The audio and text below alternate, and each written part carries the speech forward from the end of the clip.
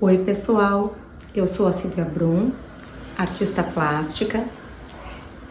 Eu vim aqui para propor para vocês uma experiência, um tipo de desafio. Talvez alguns de vocês já conheçam a técnica.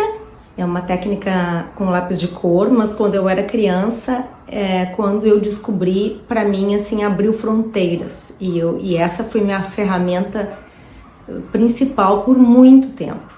Então, vamos ver, eu acho que vocês podem gostar, os que não conhecem ainda talvez passem a usar bastante e apreciar, espero que vocês gostem. Bom, pessoal, essas são as cores que eu escolhi para fazer a nossa experiência. Eu pensei em trabalhar alguma cor de tom de pele. Pessoas perguntam qual é a cor para usar num tom de pele. Gente, depende do tom de pele e depende da luz que aquela pele está recebendo, porque cada pessoa tem um tom de pele e o tom de pele daquela pessoa vai variar muito conforme a luz. Se ela estiver no sol, vai ficar mais quente, se ela estiver na sombra, vai ficar mais frio. Então, isso tudo é muito variável e a gente não tem um lápis para cada cor de pele. Então, eu achei interessante a gente trabalhar isso para ver como pode se adaptar. Nós vamos trabalhar muito suavemente, sem pressionar, sem saturar a textura do papel, para que o papel consiga receber mais um pouco de pigmento da próxima camada. Mas eu vou mostrar aqui do lado como que ficaria o tom se eu pressionasse saturando totalmente o papel. Então, nós vamos usar o azul, um marrom claro, um salmão e um amarelo. Não precisam ser essas cores, eu escolhi, mas a gente pode fazer combinações com muitas cores. O branco nós não vamos usar agora. Eu costumo usar dois tipos de traço.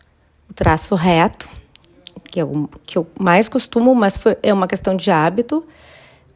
Mas o que normalmente as pessoas preferem para ficar aparelho é o circular.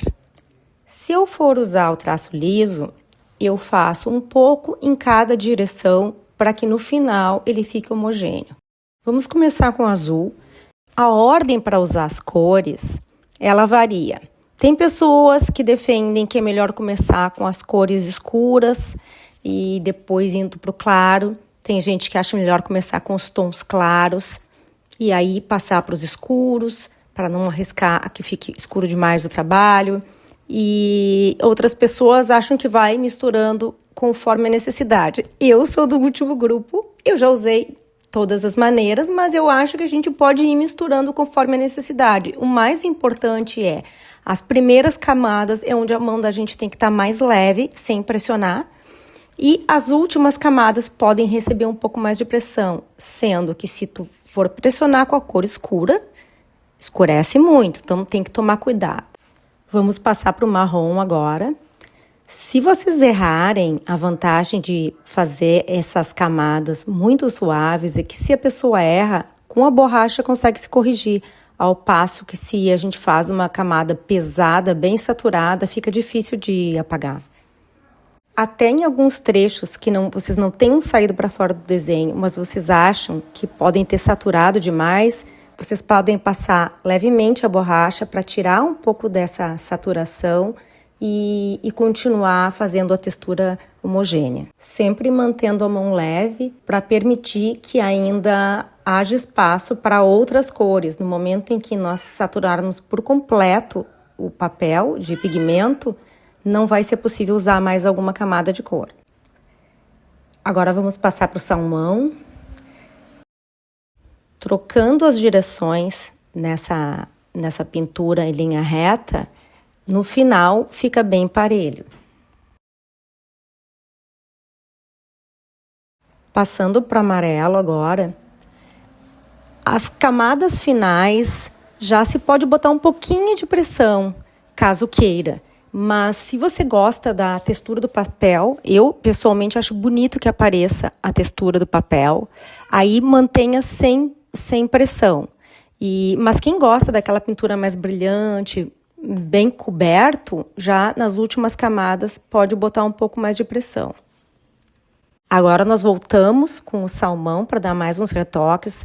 Vocês podem decidir alternar e voltar para a mesma cor. Vocês vão percebendo se o tom que vocês querem chegar está precisando de um pouco mais de tom quente ou tom frio. Isso vocês vão decidindo na hora, não tem uma regra. Conta muito a percepção de vocês de chegar no tom desejado.